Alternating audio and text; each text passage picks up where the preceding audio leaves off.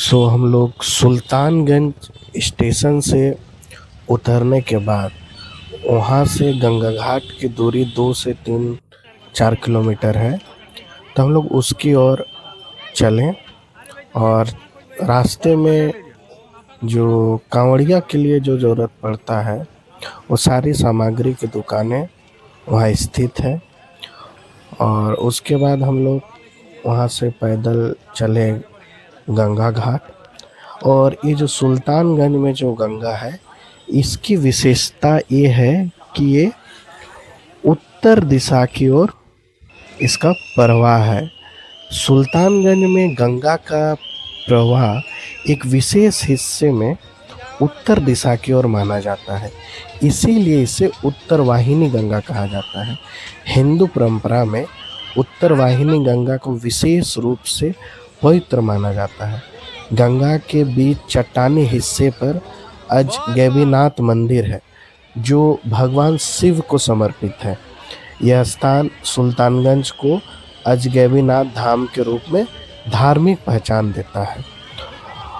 और यहीं से कांवड़ यात्रा भी श्रद्धालु स्नान करके यहाँ से संकल्प करते हैं और पैदल यहाँ से 105 किलोमीटर की यात्रा कांवड़ के साथ करते हैं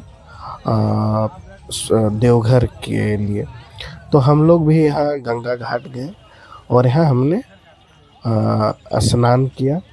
और गंगा में देखिएगा एक पुल का भी निर्माण हो रहा है, उसका पीछे पता नहीं कौन सा पुल है। और वहाँ काफ़ी भीड़ थी। इसे नमामि गंगे भी कहा जाता है क्योंकि भारत सरकार का नमामि गंगा प्रोग्राम के तहत इसका रेनोवेशन और डेवलपमेंट किया गया है और इसीलिए इसे नमामि गंगा भी कहा जाता है। और इसके साथ एक प्राचीन कथा भी जुड़ी हुई है जो ऋषि जाह्नू के संदर्भ में है कि जब गंगा माँ शिव के जटाएं से धरती पे उतरती है तो बहुत सारा जगह पानी से बहुत क्षति भी बहुत जगह होता है। भगीरथ के पूर्वज को पवित्र करने के लिए गंगा माँ स्वर्ग की जो नदी है वो यहाँ आता है वो पवित्र नदी। तब ऋषि जाह्नू का आश्रम भी क्षतिग्रस्त हो जाता है तो क्रोध में आके गंगा माँ को वो पी जाते हैं, जिसके बाद देवताओं ने उनसे आग्रह किया और फिर बाद में वहाँ से फिर से वो अपने जो जाह्नू है वो फिर वो गंगा में फिर से वहाँ से प्रवाह होती है और उसके लिए मान जाते हैं। तो इसे वो हिसाब से जाह्नवी भी माना जाता है इस गंगा को। और हम लोग आप देखिए वीडियो में पूरा गंगा एक विशाल नदी है और इसे उत्तर वाहिनी भी कहा जाता है, जो मैंने आपको बताया इसकी स्टोरी। और इस वीडियो में बने रहिए और हम लोग आगे आपको दिखाएंगे हमने कैसे यहाँ से जल उठाया और संकल्प लिया।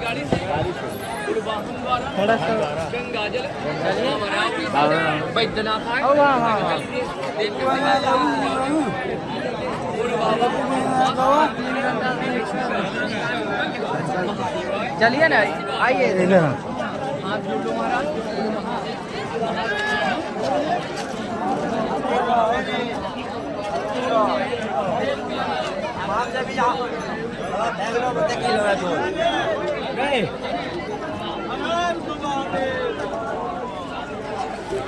यहीं पे रहिए। एक आदमी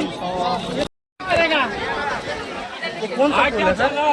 पता नहीं सर, बड़ा मस्त बना रहा ना।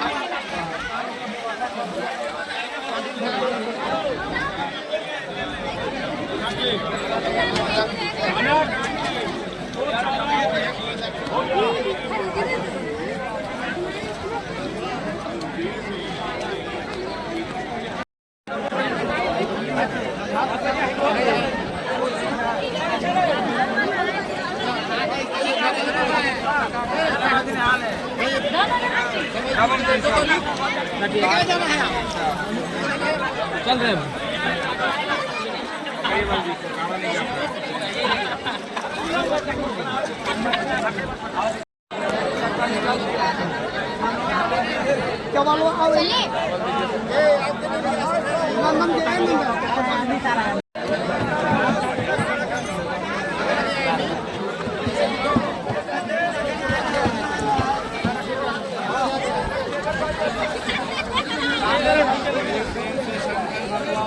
जय हर हर महादेव।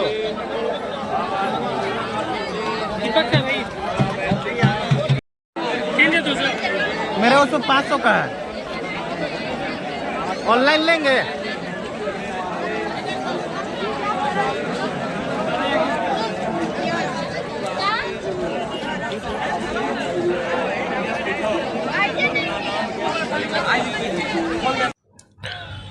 अब आपको कांवड़ यात्रा की मूल कहानी बताते हैं। कांवड़ यात्रा भगवान शिव को गंगाजल अर्पित करने की परंपरा है। मान्यता के अनुसार समुद्र मंथन के समय जब हलाहल विष निकला तब भगवान शिव ने संसार को बचाने के लिए विष का अपने कंठ में धारण किया। विष के प्रवाह को शांत करने के लिए शिव पर जल चढ़ाने की परंपरा जुड़ी मानी जाती है। इस शिव उपासना में आगे चलकर गंगाजल से अभिषेक का विशेष महत्व बना। सुल्तानगंज से ही जल क्यों? सुल्तानगंज की खासियत है कि यहाँ गंगा उत्तर वाहिनी में मानी जाती है और यहाँ आज गैवीनाथ महादेव का प्राचीन मंदिर है। कांवरिया यहाँ गंगा में स्नान करके गंगाजल कांवर में भरते हैं और फिर पैदल देवघर की ओर निकलते हैं। सुल्तानगंज से देवघर की दूरी लगभग 105 किलोमीटर है। कांवरिया रास्ते भर कांवर लेकर चलते हैं और परंपरा के अनुसार गंगाजल को जमीन पर नहीं रखते। रास्ते में बोलबम और हर हर महादेव के जयकारे लगाते हैं। देवघर पहुंचकर वहीं गंगाजल बाबा बैद्यनाथ ज्योतिर्लिंग पर चढ़ाया जाता है। देवघर पहुंचने के बाद वहाँ काफ़ी भीड़ थी और वहाँ शिव गंगा भी है जहाँ कांवड़िया स्नान करते हैं फिर से, और कोई करते हैं कोई डायरेक्ट वहाँ जल चढ़ाते हैं। जैसे डाक बम भी होता है जो 24 घंटा में देवघर में जल शिव बाबा पे चढ़ाते हैं, और सुल्तानगंज से जो 24 घंटा में उनको चढ़ाना होता है। अब एक कहानी है जो देवघर में रावण और शिव भगवान के साथ जुड़ी है। मान्यता है कि लंका के राजा रावण भगवान शिव का बहुत बड़ा भक्त था। वह चाहता था कि भगवान शिव स्वयं लंका में निवास करें ताकि लंका अत्यंत शक्तिशाली और सुरक्षित हो जाए। रावण ने भगवान शिव को प्रसन्न करने के लिए कठोर तपस्या की। कथा के एक रूप में कहा जाता है कि उसने अपने सिर तक शिव को अर्पित करने का प्रयास किया। उसी भक्ति से प्रसन्न होकर भगवान शिव उसके सामने प्रकट हुए। रावण ने शिव से शिवलिंग के रूप में लंका चलने का वरदान मांगा और भगवान शिव की शर्त ये थी कि एक शिवलिंग दिए उसको और इसे रास्ते में कहीं भी धरती पर नहीं रखने का उससे उन्होंने शर्त रखा। यदि शिवलिंग एक बार जमीन पर रख दिया गया तो वह वहीं स्थापित हो जाएगा, फिर उसे वहां से हटाया नहीं जा सकेगा। रावण शिवलिंग लेकर लंका के लिए निकल पड़ा। कथा के अनुसार जब रावण देवघर क्षेत्र में पहुंचा तो उसे शिवलिंग लेकर आगे बढ़ने में कठिनाई होने लगी। उसे लघु शंका की आवश्यकता हुई और वह शिवलिंग किसी को पकड़ने के लिए खोजने लगा। वहाँ एक ग्वाले बालक के रूप में भगवान विष्णु के आने की कथा मिलती है। रावण ने शिवलिंग उसे कुछ समय पकड़ने के लिए दिया। बालक ने कुछ समय बाद शिवलिंग को जमीन पर रख दिया। रावण वापस आया और उसे शिवलिंग उठाने की बहुत कोशिश की, लेकिन वह नहीं उठा। रावण समझ गया कि अब शिवलिंग यह स्थापित हो चुका है। इसी स्थान को आज बाबा बैद्यनाथ धाम देवघर के रूप में माना जाता है, क्योंकि भगवान शिव एक जैसे वैद्य ठीक करता है किसी के घाव को, उसी तरह रावण के भी उनके दर्शन के बाद ठीक हो गए थे, इसीलिए इसे बाबा बैद्यनाथ भी कहते हैं। फिर रावण ने क्या किया? कथा के अनुसार रावण ने वही शिवलिंग की पूजा की और भगवान शिव से प्रार्थना की कि इसी कारण देवघर का शिवलिंग रावण की भक्ति से भी जुड़ा माना जाता है।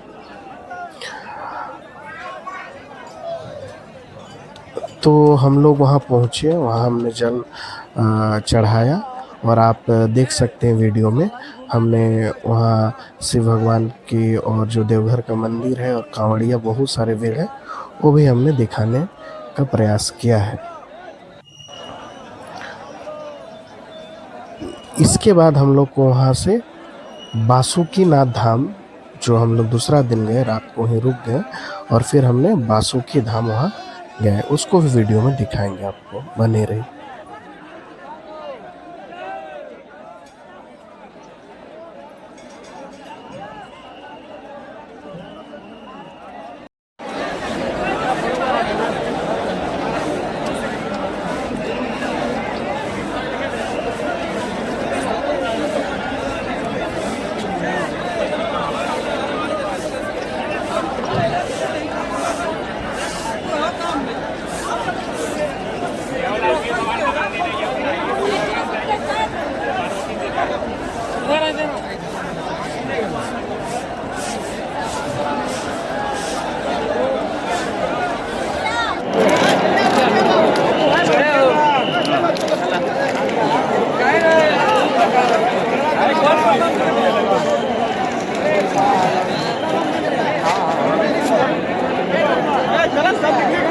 वीडियो बनाएंगे वहाँ से अच्छा बनेगा पूरा।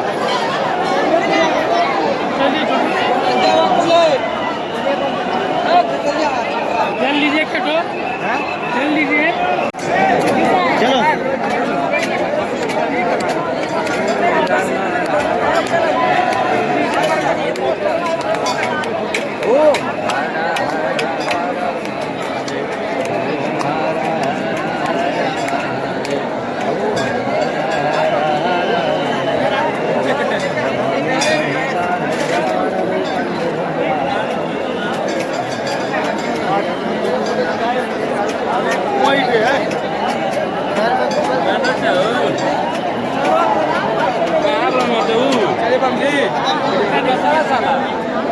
अजी नहीं कर दीजिएगा।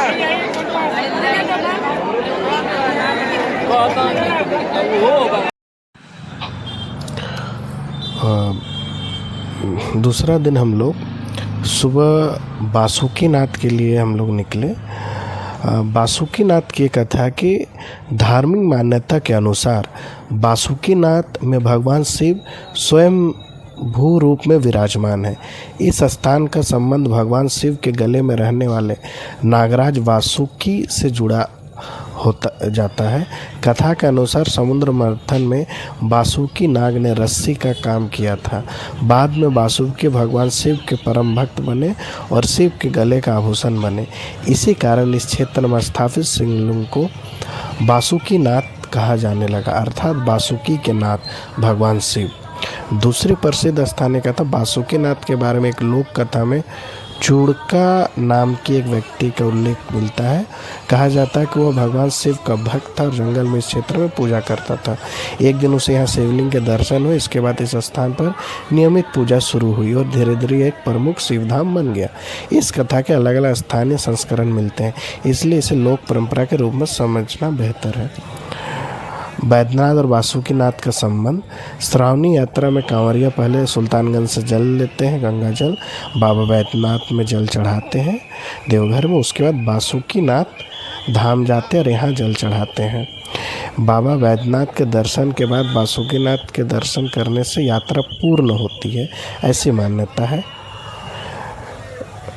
तो हम लोग भी वहाँ गए, वहाँ शिव गंगा में हमने स्नान किया और उसके बाद हम वहाँ जल चढ़ाए और हम लोग फिर अपना टाटा नगर के लिए फिर से हम लोग जैसे स्टेशन से ट्रेन पकड़ के वापस चले गए। तो इस तरह से हमने अपनी यात्रा कांवड़ की पूर्ण की। आप भी देख सकते हैं वीडियो में। हमारे वीडियो पसंद आए तो इसको लाइक करें, चैनल को सब्सक्राइब करें इस तरह वीडियो देखने के लिए। Thank you.